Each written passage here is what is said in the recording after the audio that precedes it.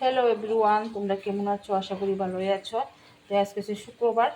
তো আমি একটা তরকারি রান্না করছি পনির দিয়ে। তো তোমরা দেখতে থাকো। এই দেখো আস্তা পটল নিয়েছি, এই যে কতগুলো পটল নিয়েছি আস্তা। অন্যদিন তো পটলটা কেটে রান্না করি, আজকে আস্তে আস্তে পটল দিয়ে আর এই যে এই পনির দিয়ে রান্না করবো। তো আজকে ওখানে কড়াইতে তেল দিয়েছি, পনিরটি ভেজে নেই। আস্তে আস্তে পটল দিয়ে ভেজে নিচ্ছি।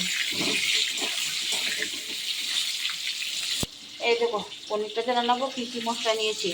কাঁচা লঙ্কা, সরষা, বাদাম আর কাজু মানে একসাথে গ্রাইন্ডার করে নেব।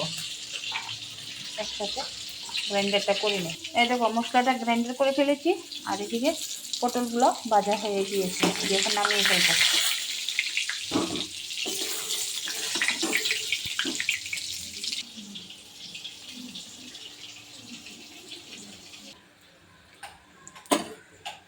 এই দেখো পটলের তেলের ভিতরে আমি পাঁচফোড়নটা দিয়েছি। আর তোমরা যদি মনে করো অন্য মশলা দেবে তো দিতে পারবে, আমি পাঁচফোড়নই ব্যবহার করেছি।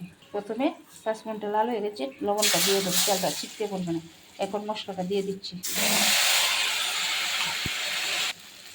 এখন হলুদ গুঁড়ো দিয়ে দেবো আর মশলাটা একটু ভালো করে কষিয়ে নেবে। যেহেতু আমি বাদামটা একটু কাঁচা দিয়েছি, এর জন্য মশলাটা একটু ভালো করে ভাজতে হবে।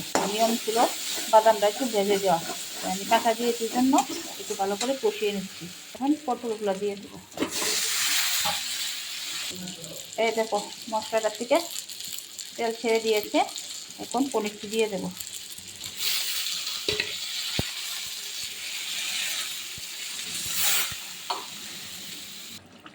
এই দেখো তরকারিটা হয়ে গিয়েছে, এখন একটু কস্তুরি মেথি পাতা দিয়ে দেবো।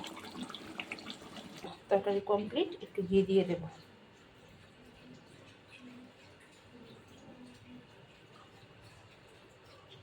একটু ঘি দিয়ে দিয়েছি।